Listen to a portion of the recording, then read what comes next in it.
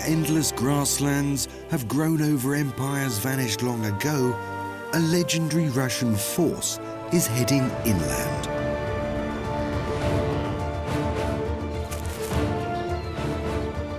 With a stunning variety of landscapes and species, the Volga has expanded into a vast basin.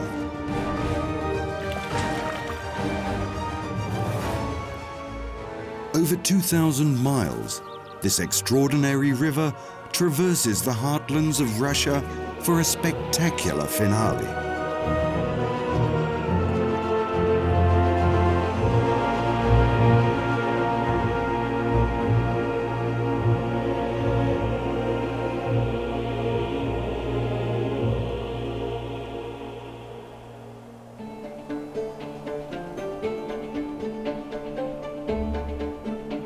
The Volga stretches across the better part of Eastern Europe, an area as large as France, Spain, and Portugal combined.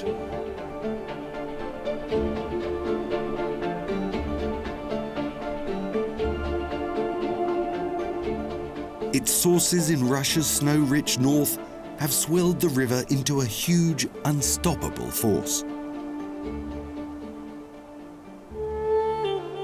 All the planet's major rivers flow into the oceans, all except one, the mighty Volga. Its southern banks are bare and expansive.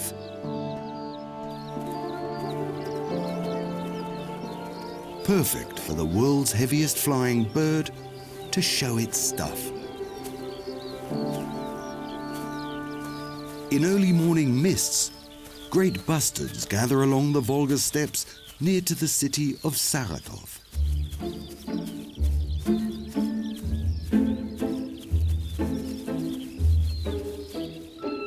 Each male wants to prove why he is special, with an extravagant wardrobe and a bright white feather ball. He is very distinctive.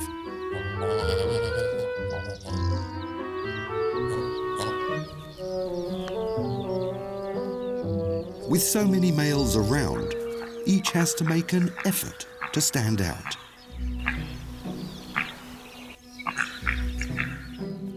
Two are readying for a fight. The first to flinch will lose.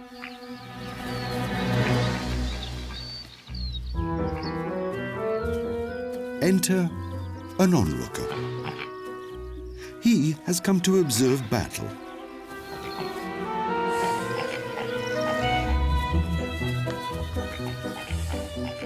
But he has a crafty plan.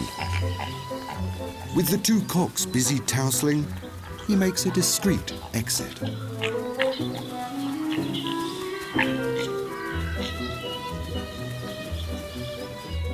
It's all about timing. Enter not just one, but several females.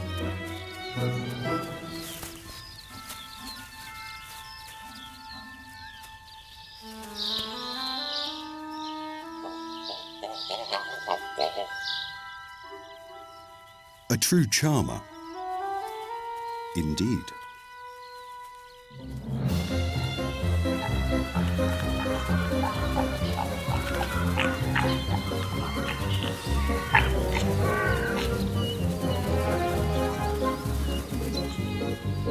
As such, he steals the show.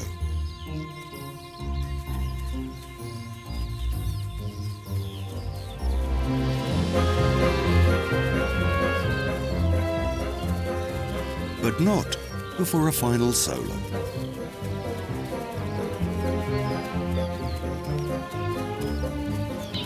And with his rivals busy, it's time to close the deal.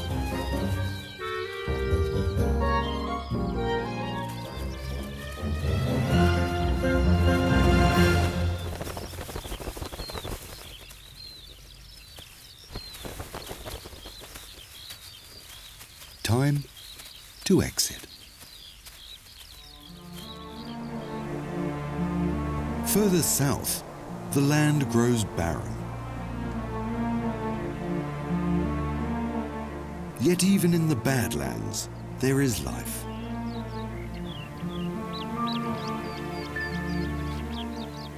A steppe eagle's nest.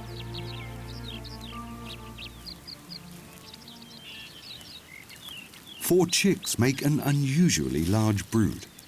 On average, there are two, and only one might survive.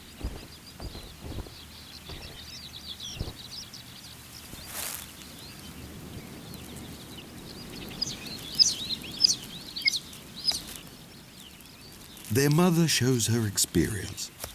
Carefully, she tears up and shares out morsels in bite-sized pieces.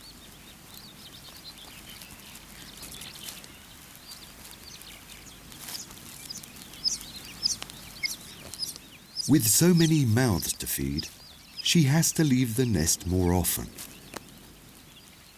However, leaving the chicks alone is always a risk. With steppe eagles, hunting is therefore mostly the job of the male.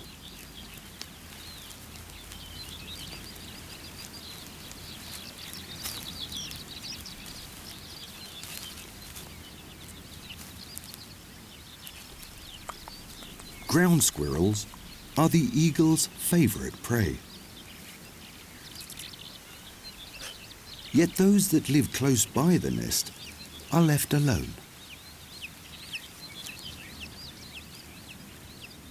It could be she's saving them till last.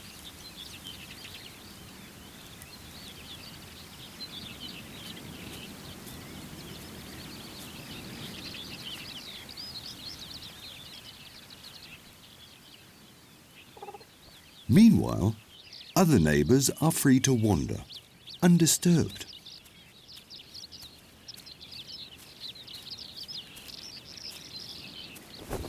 Free to do as they like.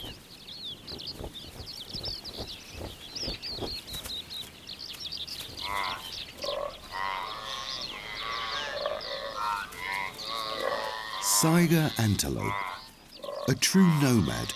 No one can predict where they'll roam. The mother eagle is relaxed. She's seen it all before.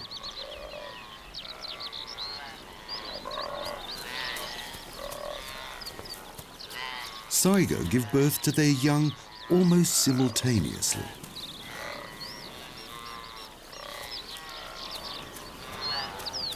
A fawn is no bigger than a hare and would make easy prey.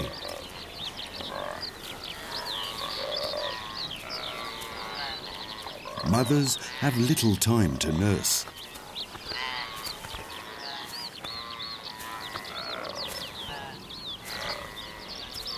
Within just hours, calves must be on their feet and moving. Saiga are prodigious wanderers.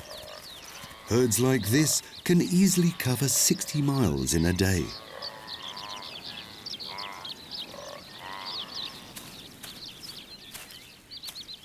Demoiselle cranes are well acquainted with breeding in open country.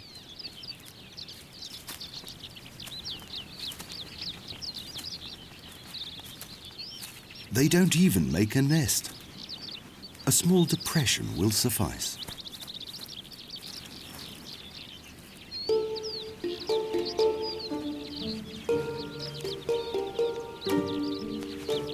The chick won't remain under the wing for long.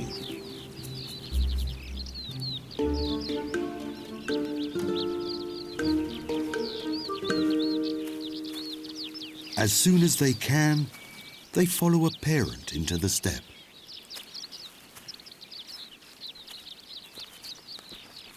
At this age, a demoiselle crane chick can walk, but it cannot yet feed itself.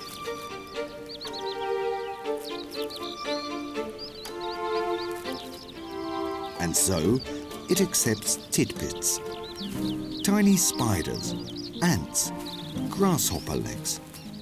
Both parents take turn to feed it.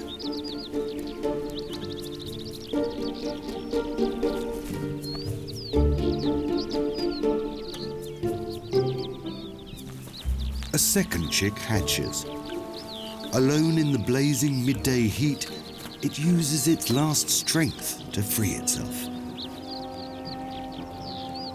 Spring heat on these steppes is merciless.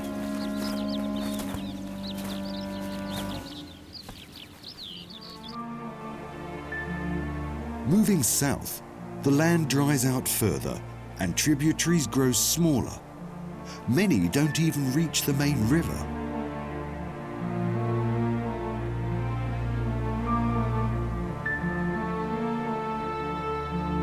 Instead, they run into vast salt flats in the middle of nowhere, like Elton Lake on the border with Kazakhstan.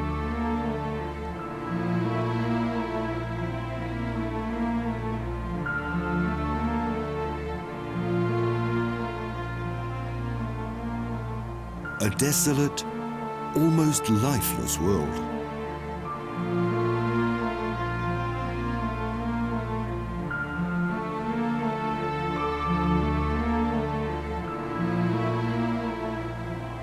A land defined by water, which has long since left it behind.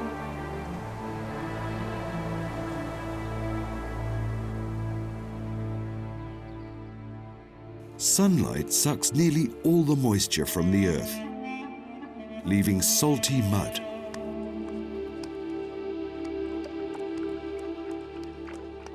Saiga antelope scour these pans for fresh water.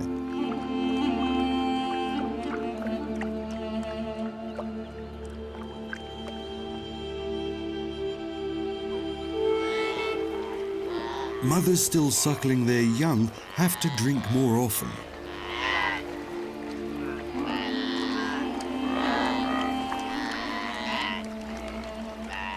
Saiga can drink brackish water, yet the salt concentration here is so high it's unpalatable.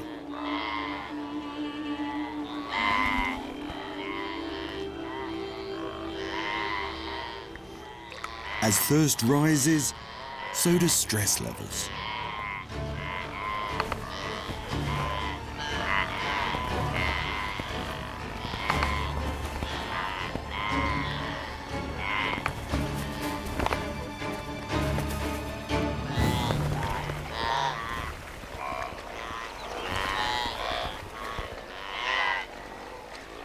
With no fresh water here, the herd has no choice but to move on.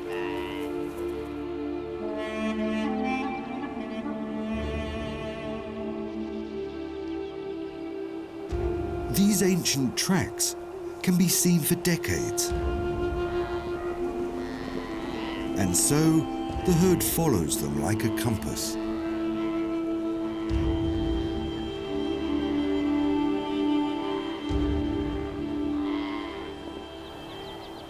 A 100 miles away, clouds are gathering above the Volga.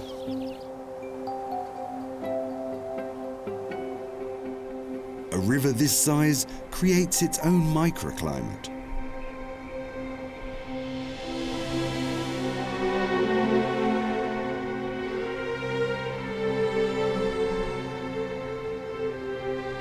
Wisps of cloud form over the cooler valley, bringing the promise of rain.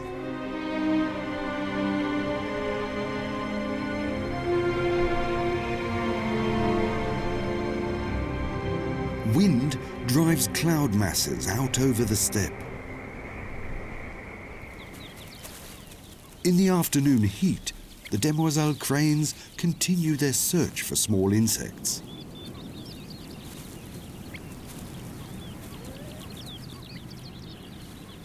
The second chick has caught up. Now it can feed with its sibling.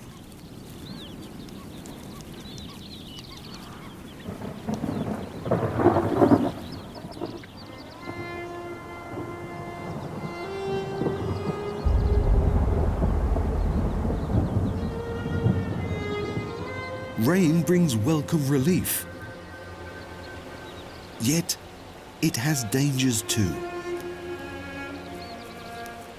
Adults can tolerate cold, but chicks are easily exposed and are at risk of hypothermia.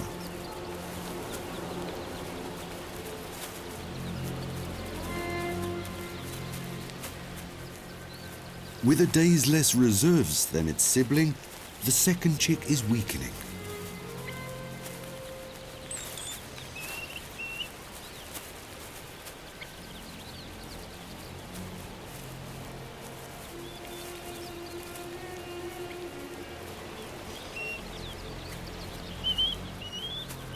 The search for insects to feed her young is becoming ever more urgent.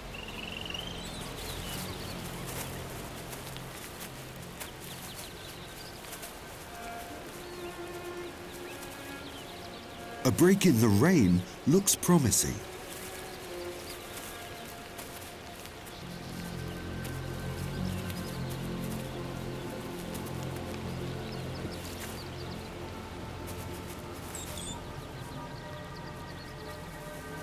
But the chick is perilously cold, and if clouds don't disperse soon, its fate could be sealed.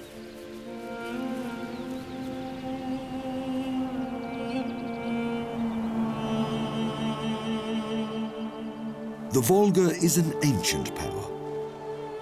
For over 5 million years, it has built new routes into the heart of the continent.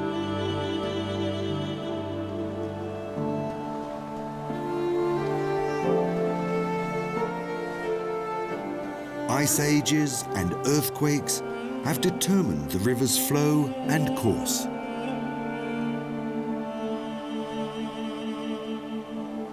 Even today, the land is shaped by the remains of old rivers.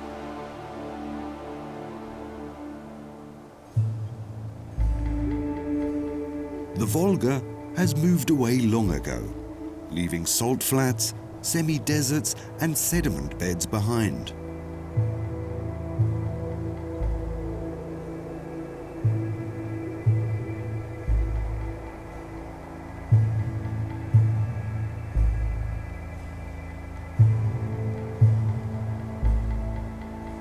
What once lay underwater is now at the mercy of heat, frosts, and the eternal winds.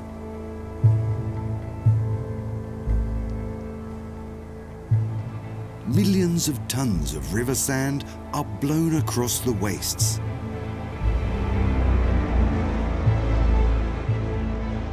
There is no goal in sight. Shapes change with the wind.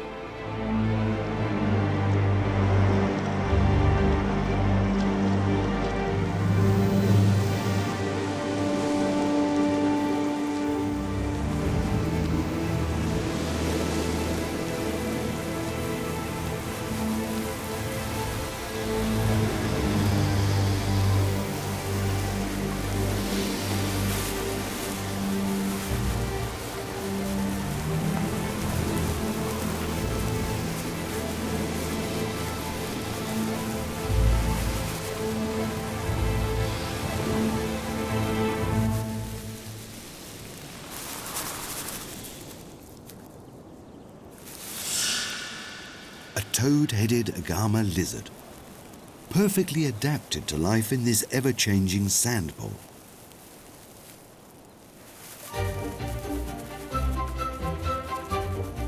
A ridge marks the boundaries of its territory.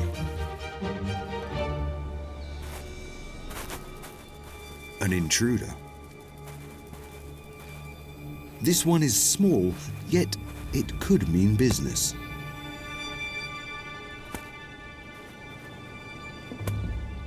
Agitated tail wagging is a call to battle. With a dash, the agama sees off the unwelcome stranger.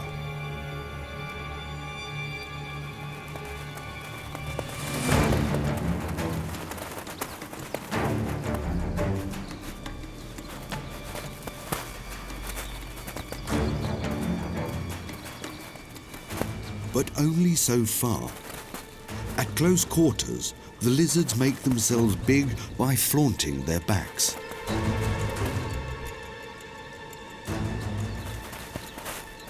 Whoever gives way will lose.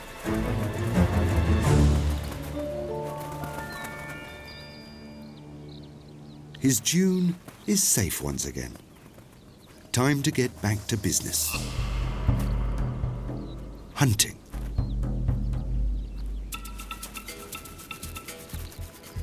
A beetle could make a good meal.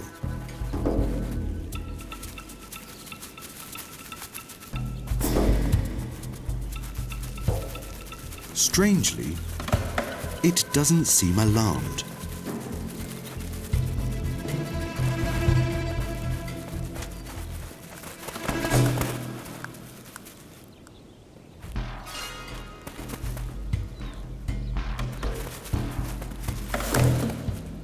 Ground beetles are carnivorous, and this one has powerful jaws.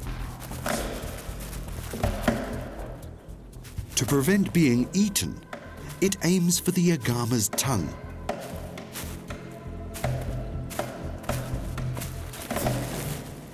But on his back, he's surely doomed.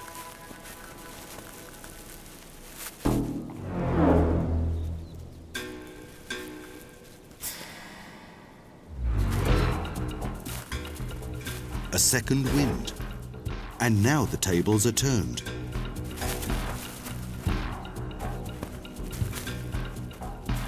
The hunter becomes the hunted.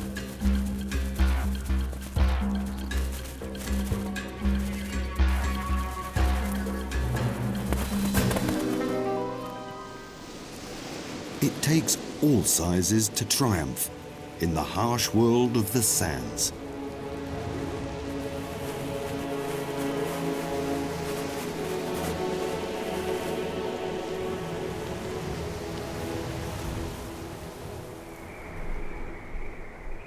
Today, this landscape, known as Kalmykia, is settled by descendants of the Mongol hordes. In spring, farms stand empty.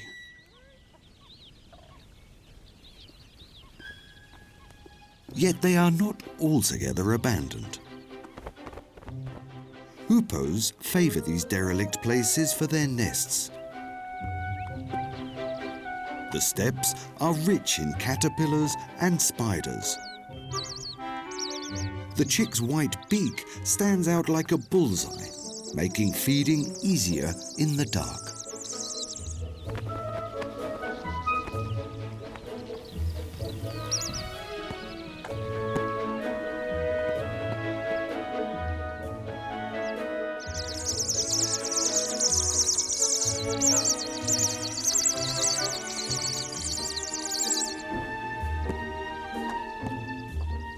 A large camel spider is a rare catch for the hoopoe.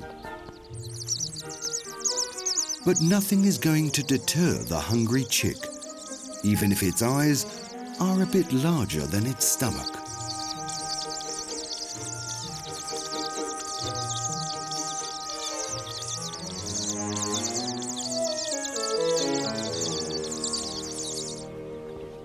Next door's haystack is a good roost for the long-legged buzzard. All that remains is to lay its eggs.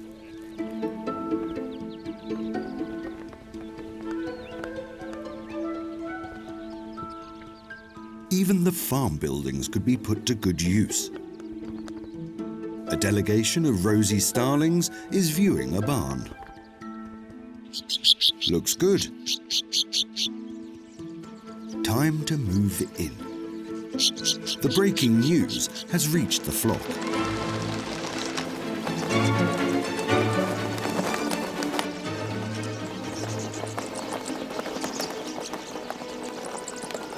Soon enough, the barns are taken over. Now, the squabbling for space will begin.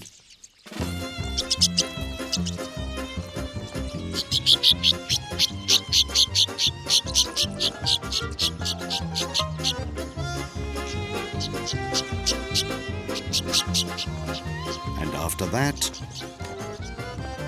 home building.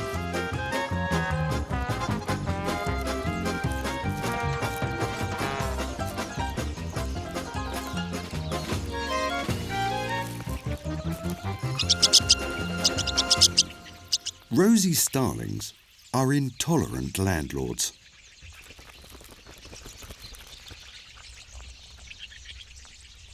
It doesn't matter who got here first. Sparrows are evicted without notice.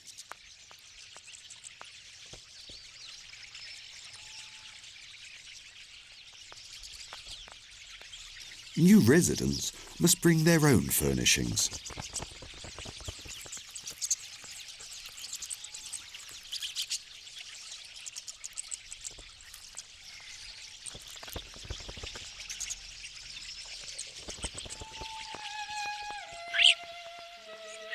Now the building belongs to them.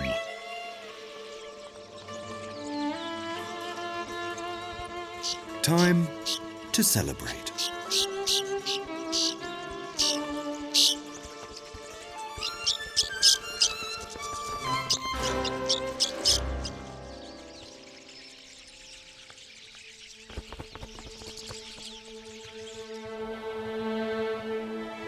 The steppes of Kalmykia were once an ancient seabed.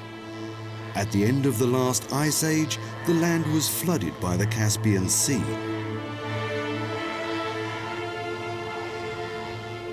Even today, this place lies 30 meters below sea level. As the waters receded, semi-deserts began to form.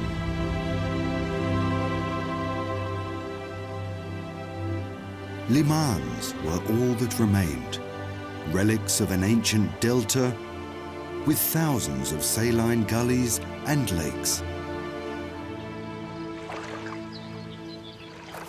Rain has freshened the salty water.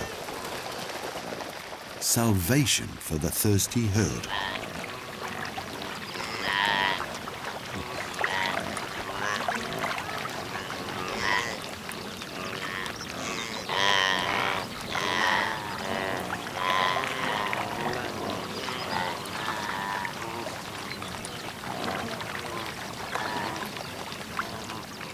This is the first time the young Saigars have seen and tasted fresh water.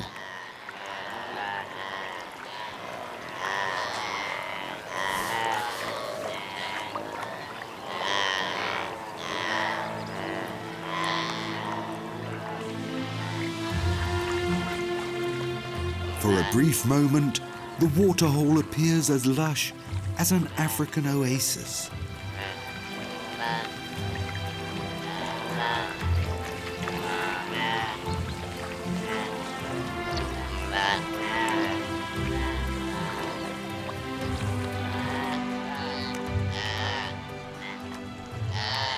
With her chick now grown much bigger, the crane can enjoy this rare time of peace and plenty in the Volga's harsh salt steppes.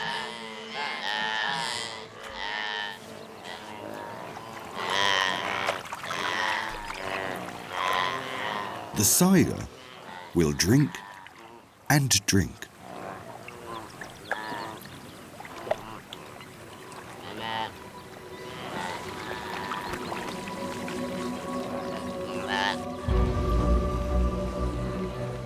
A wolf.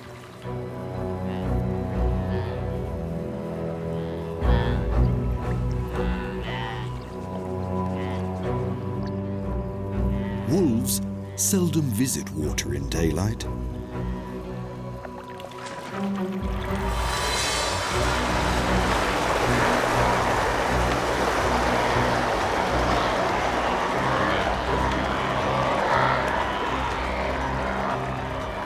Normally, the Saiga would be prey, but with no pack to help give chase, this loner has no chance.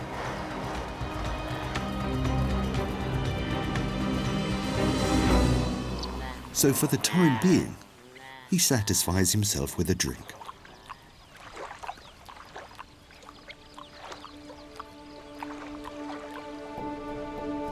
For the last 300 miles of its course, the Volga has no more major tributaries. Smaller streams wander away, meandering along the floodplains and back into the main current. The few villages located along the banks are dwarfed by the river valley, over 12 miles wide at this point.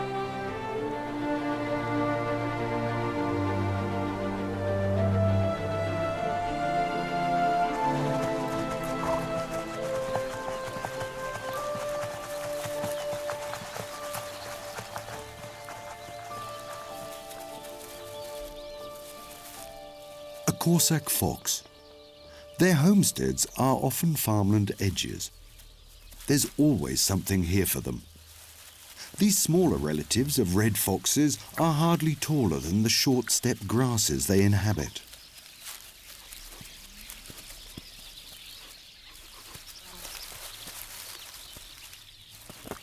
Pups gain their independence at a young age and go off to seek fortune, providing for themselves. For a Cossack fox, that means hunting insects. Grasshoppers and beetles are abundant, frequently right under your nose.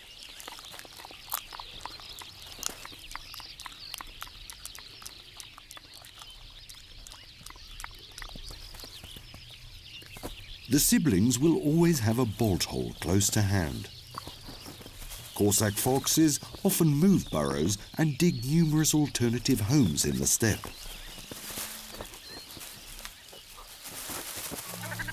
As if from thin air, flying brigades make their landing on the mound.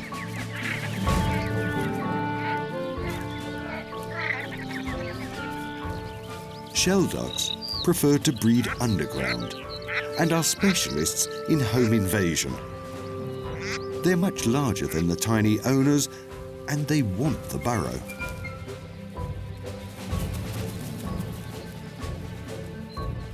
Is there still someone home? Care is advisable when investigating a foxhole. Ladies first. The gander stands guard. Will she come back again? Nobody's home. The burrow is just right. What fox worth its salt lets a duck take its home? One of them will have to give ground. They quack, but don't take flight. Reinforcements are close at hand.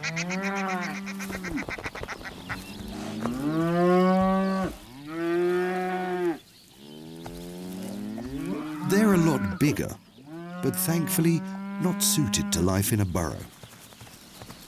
Playing is much more their thing. A tight spot for the little one. The cows enjoy the fox's bastions. A cool breeze here drives away biting flies.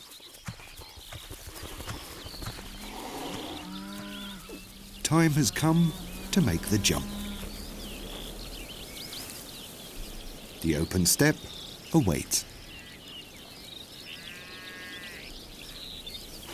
Cossacks are loners. Sooner or later, each will go its separate way. Yet the bond will remain between these siblings. They play and learn together. Each keeps an eye out for the other.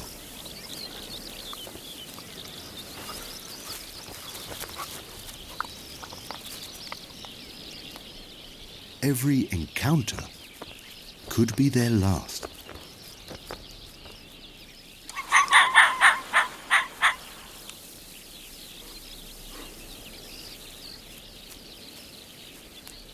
For now, it still looks a little undecided.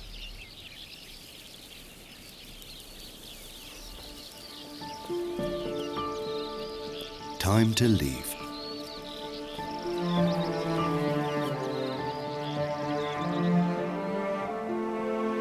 High water on the Volga. Over the last few miles, side streams fill and create an Amazon-like oasis within the barren landscape.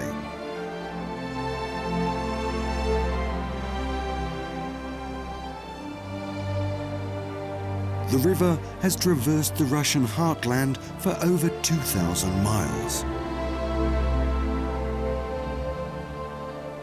Not far to go now. Finally, the Volga branches out into the huge delta as it readies itself to meet the Caspian Sea. Astrakhan, once a major hub on the Silk Road, is the final city along the Volga's course.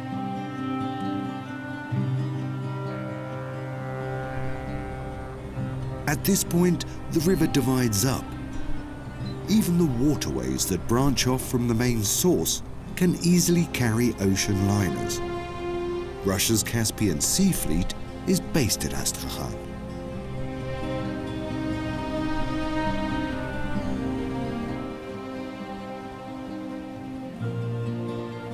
From here, hundreds of canals funnel out to carry the Volga to the sea.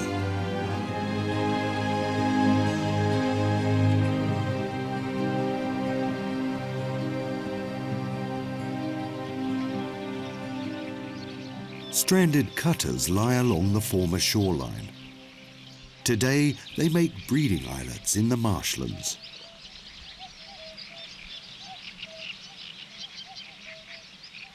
Sea eagles have naturally taken up roost on the bridge.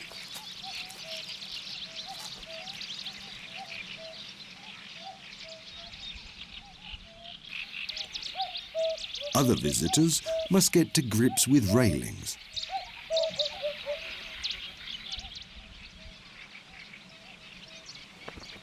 Most stay for just a short stopover before flying on.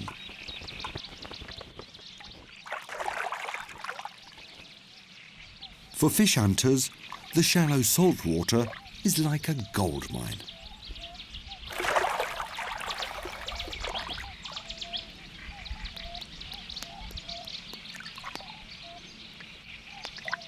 The young sea eagles waiting on the top deck have had more than their fill.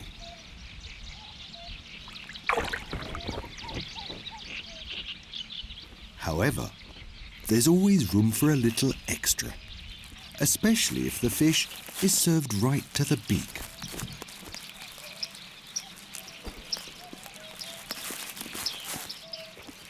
For 3 months, they've been enjoying this sun terrace, and it seems they're in no hurry to leave.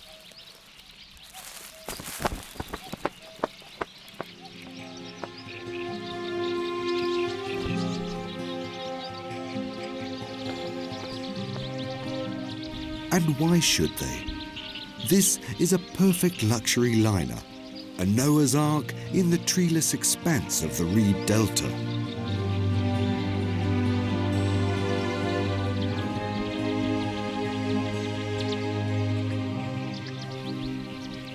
Even wild boar can make a living here. They spend the majority of the year among the rushes. The driest places are floating islands made of rotting stems.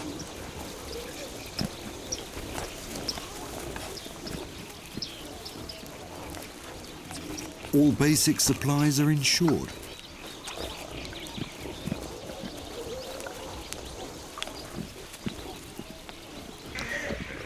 Reeds grow everywhere, proffering nutritious sprouts.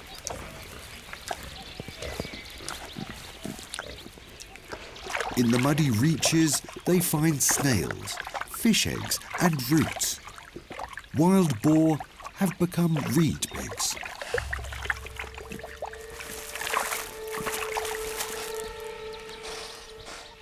There is just one time in the year which is rather unpleasant for them.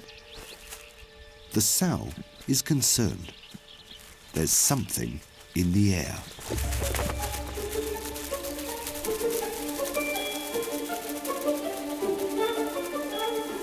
Migratory locusts.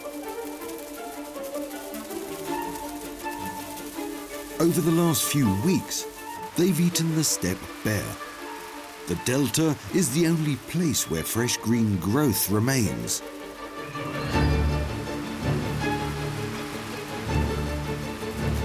A swarm of biblical proportions.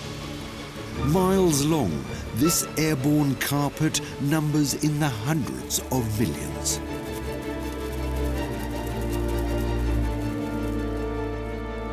They hatched just a few weeks ago on the Caspian steppes and have devoured all vegetation on their way.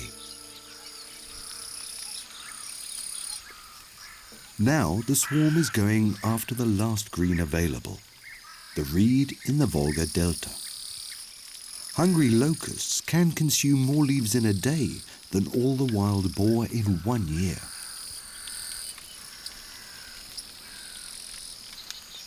Once more, they infest the muddy reed beds.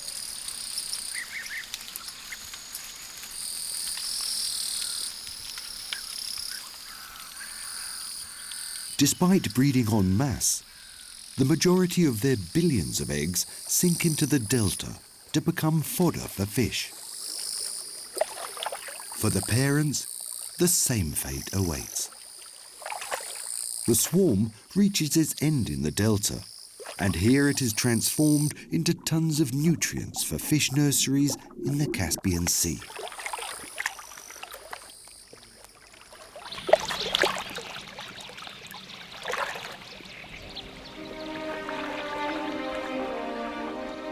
Just one of the phenomena that make the Volga Delta so breathtakingly rich and a bird's paradise.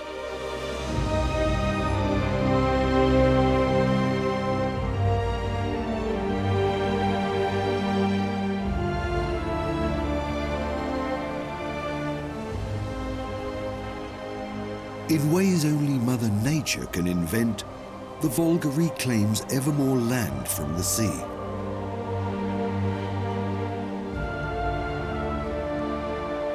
On a front over 125 miles long, vast quantities of water and rich sediments flow into the Caspian, some 250 cubic kilometers a year.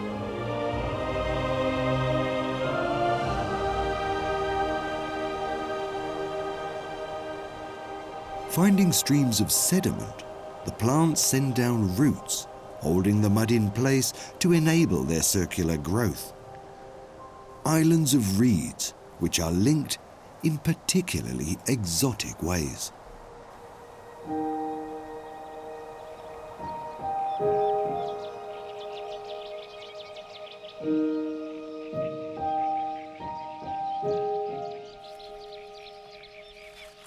Here, the Volga sands give birth to the most northerly lotus fields on Earth. Not every year is so lavish as this.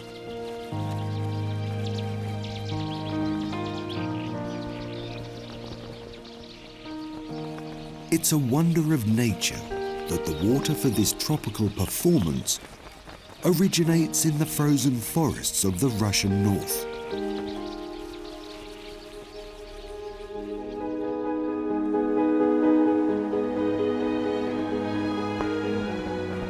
Beyond the lotus fields, the Caspian Shelf begins.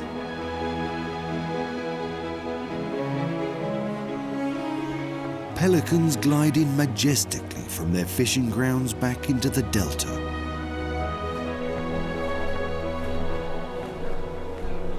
Their colonies lie obscured at the edge of the reed belt. A 3.5-meter wingspan takes up a lot of space.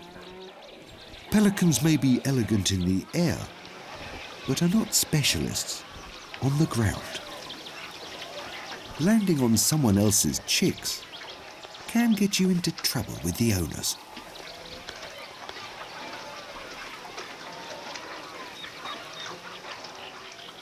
These young pelicans are 4 weeks old and need fresh fish at least twice a day.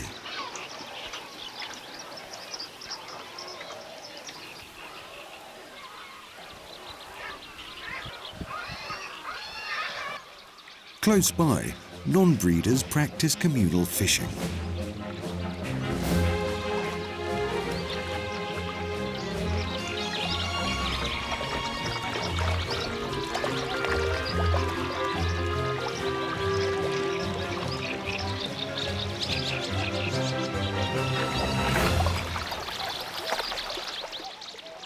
Their results leave something to be desired.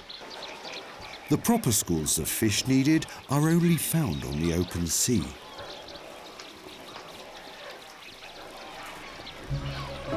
Young pelicans know exactly when to beg, but getting a meal is far from straightforward, and there's only room for one at a time.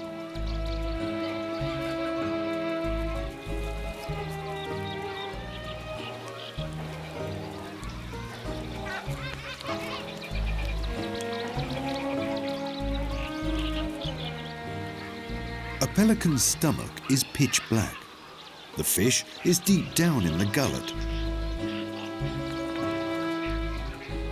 One last dive into the depths.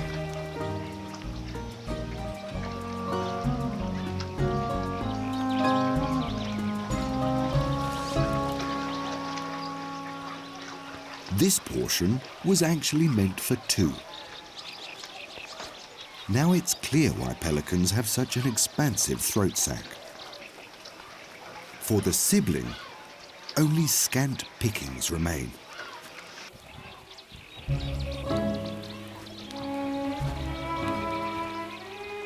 One last check. And as it turns out, the adult has tucked away a hidden reserve after all. Yet this wild carp is too big for the youngster.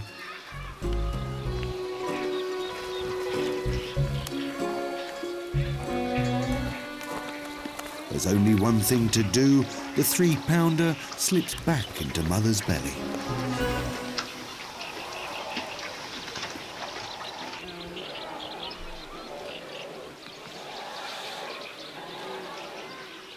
It's just not his day.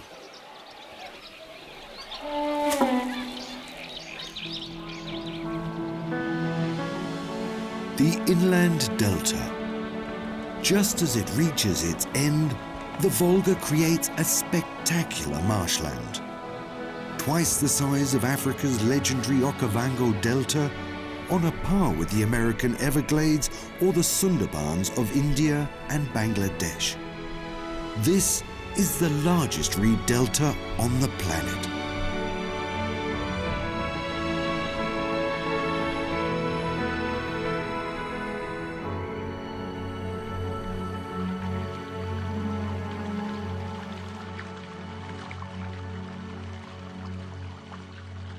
Where the reeds end, only ghost ships remain. Old Soviet Navy boats, covered in a patina of guano and rust. A final outpost for fish-hunting cormorants.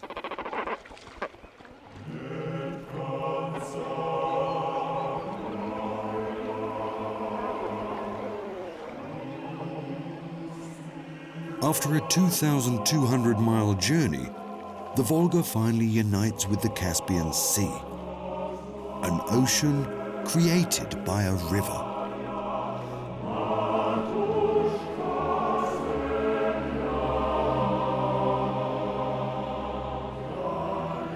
A landlocked sea larger than the UK and Ireland together.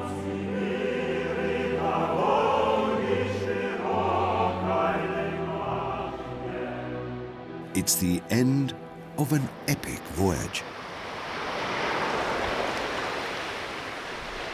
But there is still one more story to be told.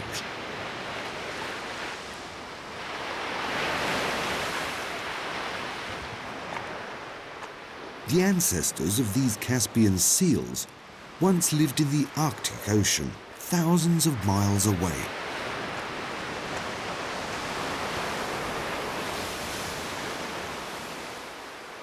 Ice ages and glaciers isolated their forebears from the sea.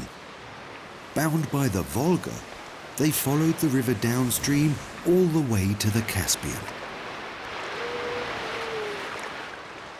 Together with the seals of Lake Baikal, these are the only freshwater seals in existence, and they live exclusively here.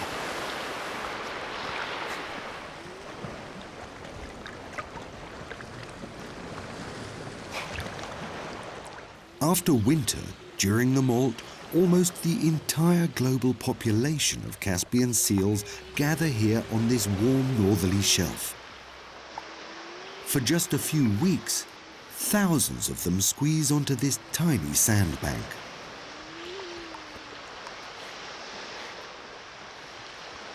That they are here, in Asia's remote interior, is thanks to the whims of a mighty river.